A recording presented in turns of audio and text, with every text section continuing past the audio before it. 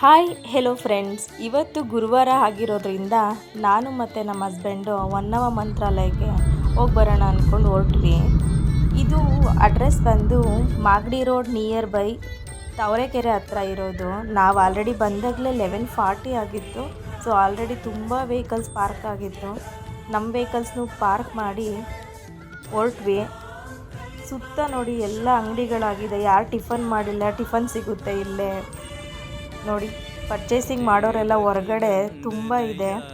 ಬನ್ನಿ ಒಳಗಡೆ ಕರ್ಕೊಂಡು ಹೋಗ್ತೀನಿ.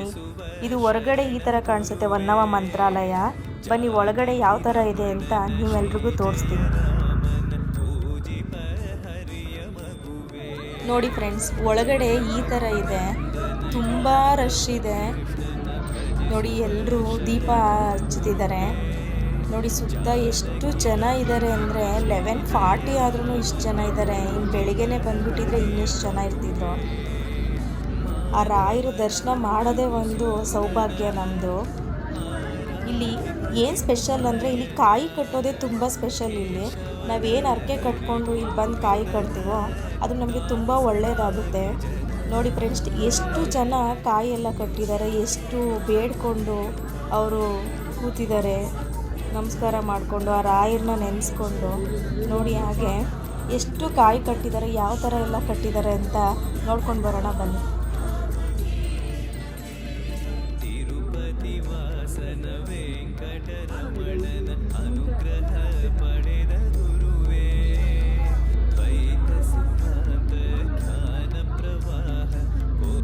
ಇಲ್ಲಿನ ವಿಶೇಷತೆ ಏನಂದರೆ ಇಲ್ಲೇ ಇರೋ ಒಬ್ಬರು ಮಾತಾಡಿದ್ದಾರೆ ನೋಡಿ ಫ್ರೆಂಡ್.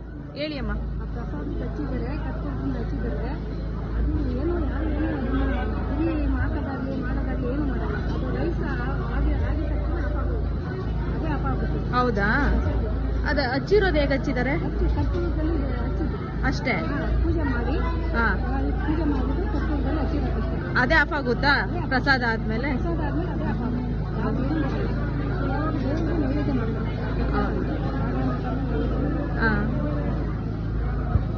ಫ್ರೆಂಡ್ಸ್, ಅವ್ರು ಮಾತಾಡಿದ್ದು ಇಲ್ಲಿ ಪ್ರಸಾದ ಮಾಡ್ತಾರೆ. ನೀವು ನೋಡ್ತಾ ಇರ್ಬೋದು, ಇಲ್ಲಿ ಒಲೆ ಉರಿತಿದೆ. ಅಲ್ಲಿ ಕರ್ಪೂರ ಹಚ್ಚಿ ಪ್ರಸಾದ ರೆಡಿ ಮಾಡ್ತಾರೆ. ಆ ಪ್ರಸಾದ ಆಗಿದ ತಕ್ಷಣ ಅದು ಆಫ್ ಆಗಿಬಿಡುತ್ತಂತೆ ಫ್ರೆಂಡ್ಸ್.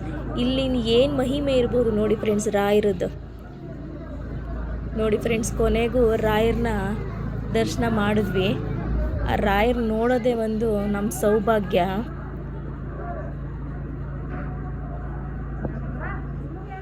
ರಾಯರು ನೀಡಿರೋ ಪ್ರಸಾದ ಇದು ನೋಡಿ. ಹೊರಗಡೆ ಬಂದು ನಮ್ಮ ಹಸ್ಬೆಂಡ್ ನನಗೆ ಭಗವದ್ಗೀತೆ ಬುಕ್ಸ್ನ ಗಿಫ್ಟ್ ಮಾಡಿದ್ದಾರೆ. ಯಾರೆಲ್ಲ ರಾಯರ ದರ್ಶನ ಮಾಡಬೇಕು ಅಂದ್ಕೊಂಡಿದ್ದೀರಾ ಹೊನ್ನವ ಮಂತ್ರಾಲಯಕ್ಕೆ ಬನ್ನಿ ಫ್ರೆಂಡ್ಸ್. ಇಲ್ಲಂತೂ ಮನಸ್ಸಿಗೆ ತುಂಬ ಶಾಂತಿಯುತವಾಗಿದೆ ಮನಸ್ಸು.